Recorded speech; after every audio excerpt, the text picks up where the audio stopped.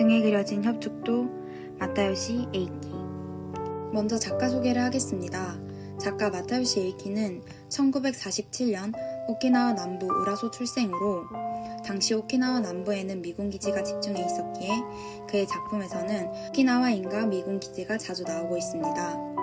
1975년 바다는 푸르게로 제1회 신오키나와 문학상을 수상하였고 제4회 류쿠신보 단편 소설상을 수상하고 제3회 신오키나와 문학상, 제4회 스바루 문학상, 제114회 아크타가상 등 여러 상을 수상하였습니다. 대표작으로는 돼지의 보복, 긴넨무 집 등이 있습니다. 그의 작품은 오키나와 현지인의 삶과 정체성, 미군정 시대의 잔재, 그리고 오키나와의 역사적 문화적 특수성을 현실적이면서도 섬세한 시선으로 그려내고 있습니다.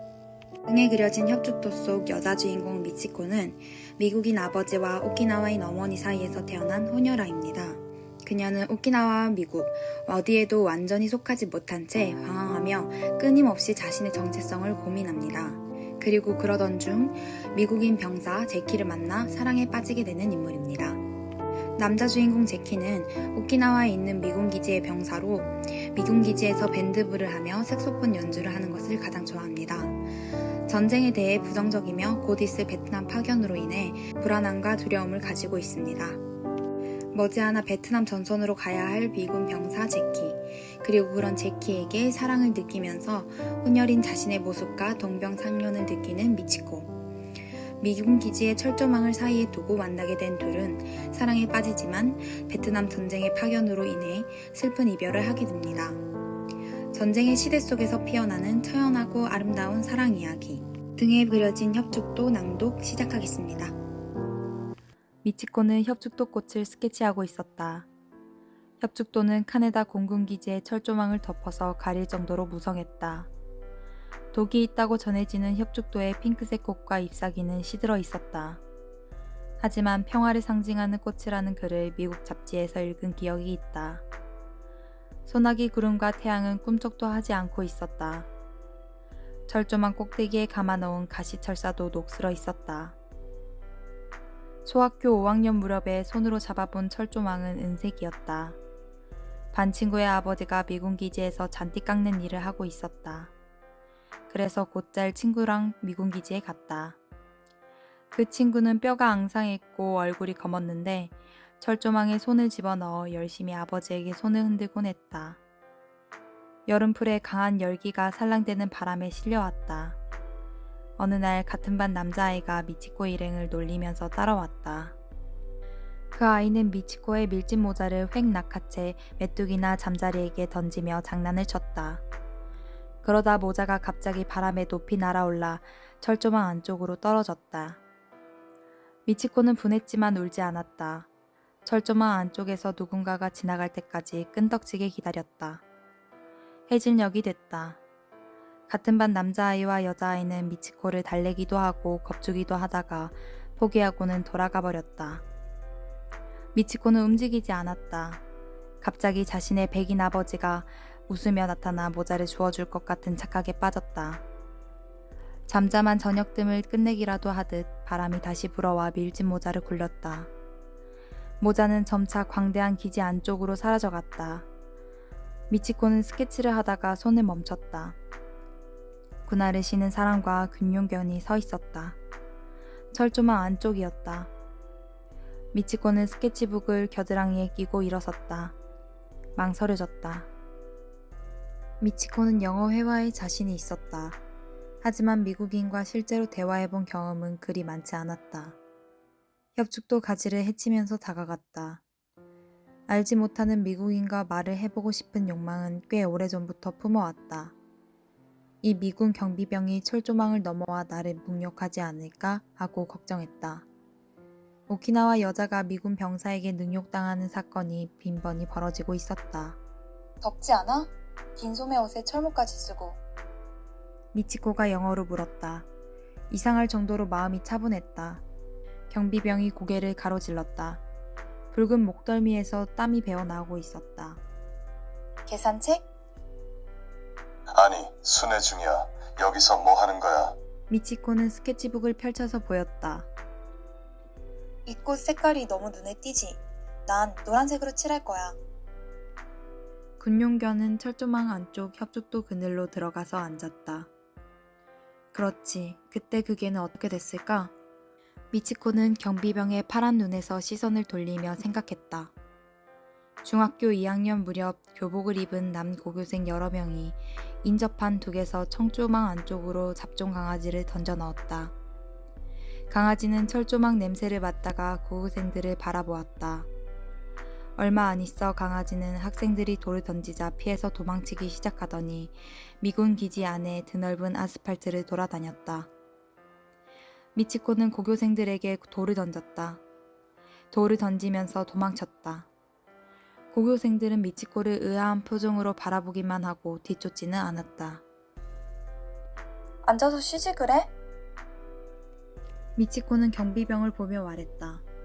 경비병은 미동도 하지 않았다. 이제 전쟁은 끝날 거야. 미치코는 어림짐작으로 아무렇게나 말했다. 경비병이 눈을 깜빡거렸다. 자동차가 접근하는 소리가 들렸다. 타이어에서 끼익 하는 소리가 났다. 미치코가 돌아봤다. 지프차에서 미군 병사가 내렸다.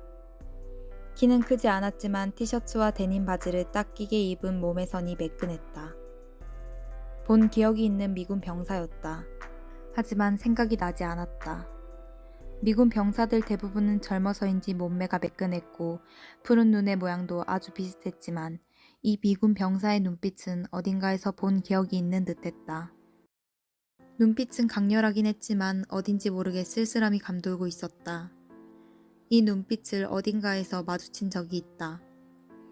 하지만 미치코는 확신할 수 없어서 무리해서 떠올리려고 하지 않았다. 해변에서 장교들 시중을 들었어. 거기서 색소폰을 불었지. 그런데 한동안 불다 보니 온몸이 근질근질해서 지프차 한 대를 빼내 정처 없이 드라이브를 하고 있는 중이야. 미군 병사는 지긋지긋하다는 듯이 말했다. 하지만 카우보이 모자 위 그늘에서 들여다보고 있는 푸른 눈에는 깊은 빛을 담고 있었다. 당신은 장교가 아니지? 미치코가 물었다. 이미 다 알고 있어서 미치코는 약간 양심의 가책을 느꼈다. 나는 아티스트야. 너도 그렇니? 미군 병사는 미치코의 스케치북을 봤다. 그럭저럭 그리는구나. 이름이 뭐니? 미치코. 난 제키. 넌? 제키가 경비병을 가리켰다. 전 리드. 경비병은 반사적으로 대답했다. 그런데 어디가 바깥이야?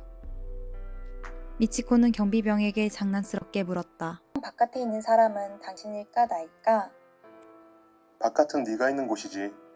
제키가 말했다. 그럼 내 바깥은 당신이 있는 곳? 미치코는 경비병에게 물었다. 경비병은 의아하다는 듯이 미치코를 응시했다. 그렇지. 제키가 말했다. 그렇지 않아. 난 안쪽에 있어. 미치코가 갑자기 제키 쪽을 돌아보며 말했다. 제키가 순간 멈칫하는 것 같았다. 우리도 마찬가지야. 둘러싸여 있어. 그럼 미치코는 다시 경비병 쪽을 향했다. 그 카빈총을 가지고 밖으로 나가는 사람을 쏘는 거야? 아니면 안으로 들어오는 사람을 쏘는 거야? 어색한 공기가 흘렀다. 화제를 바꿔야겠다고 미치코는 생각했다. 제키가 지프차로 돌아가서 아이스박스를 열고 맥주와 콜라 몇 개를 팔에 안고 왔다. 어쨌든 마시자. 미치코는 콜라를 받아들였다. 경비병은 맥주를 사양했지만 철조망 사이로 넣은 콜라는 집어들었다. 높으신 분들을 쏴야지. 제키는 그렇게 말하더니 맥주를 입에 부어 넣었다. 전쟁은 놀이가 아니야. 그렇잖아? 그런데 그 자식들은 처자식을 데리고 와 있어. 우리나라가 공격당할 것이란 생각은 안 들어. 장교들은 침을 튀기며 말하지만 말이야. 고양이 같은 벨과 벤저민이 살해된 잔혹한 상황을 늘 떠올리며 베트콩을 증오할 뿐이지. 하지만 아직 집념이 되지는 않고 있어. 경비병이 눈으로 무슨 신호를 했다. 제키는 계속 모른 척했다. 저 녀석들은 뭐든지 감춘다니까. 저게 뭐라고 생각해? 제키는 경비병 뒤쪽에 있는 잔디 덮인 야트막한 언덕을 손가락으로 가리키며 말했다. 탄약고야. 경비병이 군화로 아스팔트를 세게 굴렀다.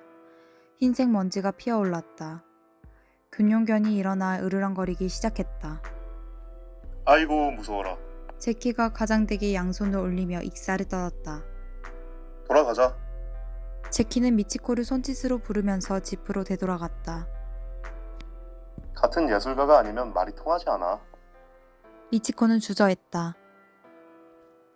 색소폰을 들려줄게. 공짜로 말이야. 미치코는 경비병을 돌아봤다. 경비병은 총검으로 내쫓는 신용을 했다. 미치코는 협축도가 심어져 있는 가로수길을 따라 걸었다. 제키가 지프차를 몰면서 따라왔다. 뭘 그리고 있었어? 철조망과 꽃. 미치코는 바람에 날아가지 않도록 누르고 있던 코바늘 모자를 벗었다. 갈색 머리카락이 바람에 날려 마구 흐트러졌다. 뭐라고? 잘 안 들려. 미치코는 조금 목소리를 크게 해서 되풀이했다. 철조망 따위가 그림이 될까? 모르지. 그렇지만 언젠가는 하루 종일 그 옆에 가만히 앉아 있은 적도 있었어. 한밤중의 기지는 얼마나 쓸쓸한지 몰라. 주황색 등불이 드문드문 켜져 있을 뿐이야. 하지만 벌레 우는 소리는 깜짝 놀랄 만큼 크게 들려. 나 역시 한밤중에 기대할 때가 있지만 전혀 몰랐네. 아침은 아름다워. 철조망에 맺힌 이슬이 반짝이면서 떨어지거든. 너 참 별나구나. 혹시 너 히피니? 그럴지도 모르지. 어디로 가니? 바다? 미치코는 고개를 저었다. 춤추러 갈래? 다시 고개를 저었다. 그럼 영화 볼래? 돈은 내가 낼게. 에어컨이 들어오는 시원한 곳에서. 이상하게 난 아무것도 원하는 것이 없어. 돈을 모을 생각도 없지만 그렇다고 술이나 여자에게 돈을 쓰지도 않거든. 그래서 돈이 마구 쌓이고 있어. 나도 여자야. 넌 특별한 경우야. 그 후 미치코는 제키와 영화관에서 영화를 보고 제키가 소속된 군부대 밴드부의 공연에도 갔다. 그 뒤로도 제키와의 만남은 계속되었다. 새벽녘에 미치코는 제키가 써준 전화번호를 찾아서 과감히 전화를 걸었다. 미치코는 전화로 지금까지 가지고 있던 아버지에 대한 원망, 자신의 정체성의 혼란을 제키에게 참여하듯 말했다. 그 후 미치코는 제키의 초대로 장교 클럽에서 하는 하와이안 파티에 참석했고 거기서 제키는 장난으로 물에 빠진 척 연기를 했다. 그리고 잠수했을 때 콘크리트 모서리에 다리를 다친 제키는 병원에 입원을 하고 미치코는 제키의 밴드 동료의 딸인 마리와 방문안을 갔다. 몸 상태는 괜찮아? 흥분이 돼. 매일 기운이 넘쳐. 제키 춥지 않아? 괜찮아. 그렇지. 나 점퍼를 하나 만들려고 해. 마치코한테 부탁해서 말이야. 그러니 네가 도안을 그려주지 않을래? 도안? 어떤 게 좋아? 뭐든 좋아. 네가 좋다면 꽃 모양도 좋고. 꽃? 그 꽃 있잖아. 여름에 기지 철조망 옆에서 스케치했던 꽃 말이야. 경비병이 있었고 그런 다음에 내가 지프차를 타고 왔고. 협축도 말이구나. 맞아, 협축도. 독이 있는 꽃이야. 그런데 오키나와에서는 아군의 가장 강한 꽃이라고 여겨지지. 그때 협축도가 너랑 잘 어울린다고 느꼈어. 화가의 직감이야. 정말로 그리고 싶었어. 1년 내내 피어있는 꽃 같지만 역시 제철이 있는데 그때가 제철이었거든. 잘 어울리니까 그려줘.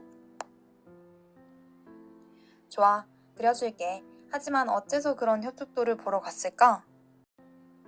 그때까지 난 그저 흔해 빠진 풍경화만 그렸고 아무 문제도 없었는데 그 이후로 난 정말 아무것도 그리지 않았어. 하여튼 그려줄게. 미치코와 제키는 사귀게 되었고 제키의 베트남 출동이 올해 크리스마스 다음 날로 정해졌다. 제키는 베트남 파견에 대한 두려움으로 힘들어했고 끝내 타령을 해서 미치코의 방에 틀어박힌 채 나가지 않았다. 베트남 출동이 결정된 다음 날이면 돌발적으로 타령하는 미군 병사가 꽤 있었기에 헌병수색을 대충 하다가 말았다. 두 사람은 낮과 밤을 가리지 않고 언제나 작은 소리로 얘기하거나 춤을 췄다. 제키는 겉으로는 즐거운 듯 괜찮은 듯 보였으나 점점 힘들어했다. 제키, 미치코는 제키의 옆에 쪼그리고 앉아서 어깨에 손을 올렸다. 지난 4주 동안 적이 늘어났다는 생각이 들어. 자, 탁자로 와. 케이크 먹자. 제키의 손을 잡아 끌었지만 제키는 뿌리치며 말했다. 너희 아빠도 전쟁에 나가셨다면서. 엄마와 나는 다르고 아빠와 제키도 달라. 너한테는 고마움을 느끼고 있어. 덕분에 친구가 누구인지 확실히 알게 됐어. 이 즐거운 생활이 언제 무너져 내릴까 걱정하는 사람은 나밖에 없어. 무슨 소리를 하는 거야, 제키. 난 도무지 알지를 못하겠어. 나는 뭔가 모든 인간이 잊어버릴 정도의 굉장한 사건을 원해왔어. 제키는 세운 무릎에 턱을 올리고 말했다. 왜? 왜 잊어야 하는데? 미치코는 제키의 어깨에 올렸던 손을 내리면서 말했다. 제키는 가볍게 고개를 저었다. 있잖아. 무엇이든지 잊게 돼. 제키가 생각한 만큼 친구들은 제키를 생각하지 않아. 네가 하는 말은 아마 틀리지 않을 거야. 하지만 분명히 후회하게 될 거야. 뭘 후회해? 나랑 함께 있는 걸? 제키는 고개를 세게 저었다. 미치코도 고개를 세게 저었다. 미치코는 제키를 가만히 바라보았다. 제키는 눈을 돌리려 했다. 미치코는 그래도 계속 바라보았다.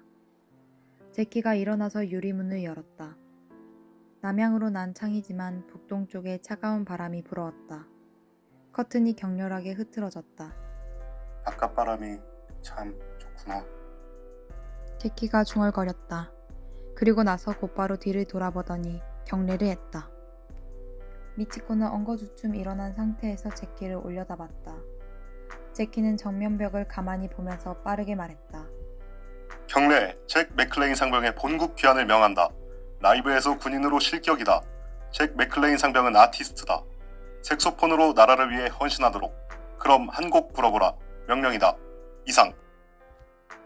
제키는 방향을 바꾼 뒤 뺨에 바람을 넣고 양손으로 색소폰 모양을 만들더니 손가락을 번갈아가며 교묘하게 움직였다.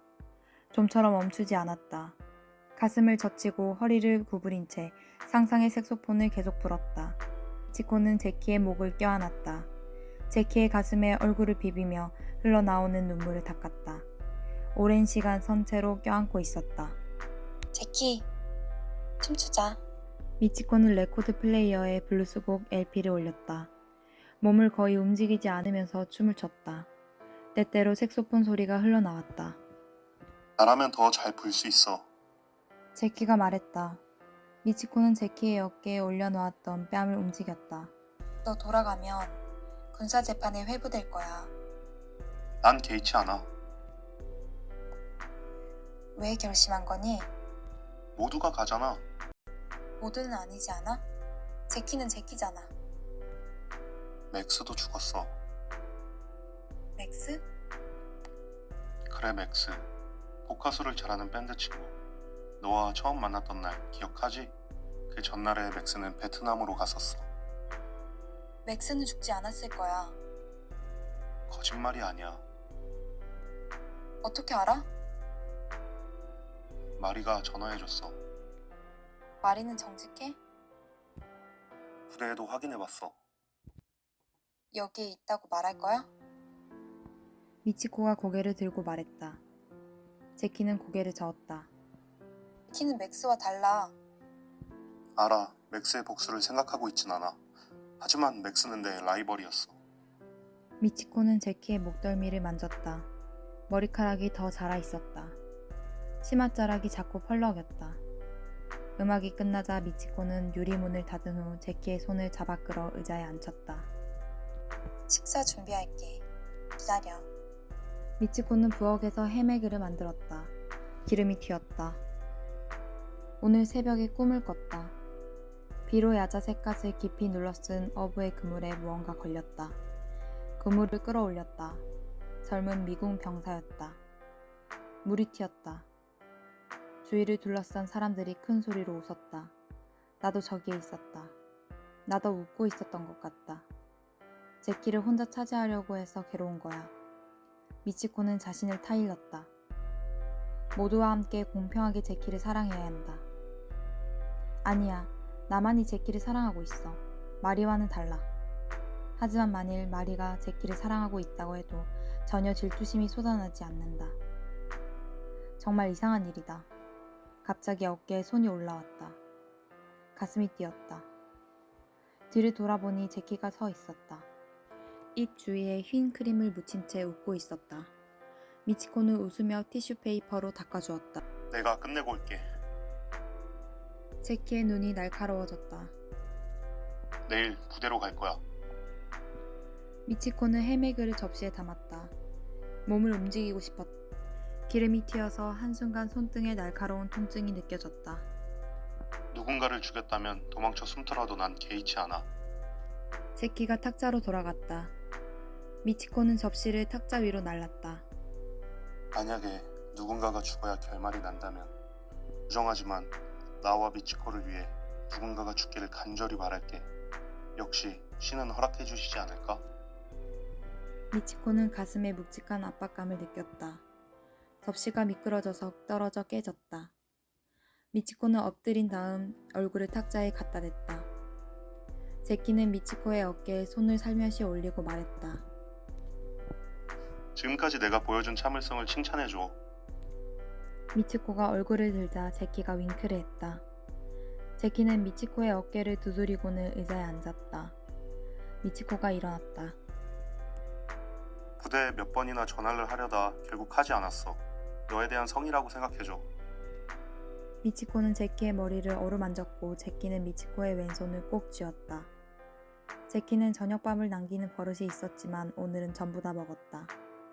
식후에 제키의 무릎 위에서 안겨 영화 음악 LP를 들었다. 반시간 정도 서로 말을 하지 않았다. 뉴올리언스에서 아버지가 작은 목화 농장을 하고 계셔. 그래서 내가 송금할 필요가 없었어. 달러를 조금 모았어. 너에게 주고 갈게. 제키는 거의 몸을 움직이지 않으면서 말했다. 난 괜찮아, 제키. 미치코도 움직이지 않고 말했다. 미치코는 제키의 손을 잡아 끌었다. 그리고 플레이어에 LP 레코드를 올린 뒤 껴안고 춤을 췄다. 나 섹스를 할 수 없어. 이 섬에 어느 부터 불능이 되어버렸어. 뉴올리언스에는 아내와 아이도 있어. 터무니없는 거짓말을 했어. 그래. 하지만 힘을 내야 해. 아내와 아이, 그리고 나를 위해서라도. 조금만 기다려봐, 제키. 미치코는 장신구함을 열어서 아버지의 유품인 로켓을 꺼내 제키의 목에 걸어줬다. 우리 아빠는 분명 베트남에 있을 거야. 찾아줄래? 제키는 한동안 미치코를 바라보다가 겨우 고개를 끄덕였다. 하지만 이 로켓은 이제 제키 거야. 고마워. 빨리 돌아와야 해. 우물쭈물 하다간 제키 것을 다른 사람이 다 가져갈 테니까 말이야. 아무 말도 하지 않고 계속 춤을 췄다. 색소폰 소리가 유달리 크게 들렸다. 유리창에 두 사람의 모습이 비쳤다. 창밖의 어둠은 보이지 않았다.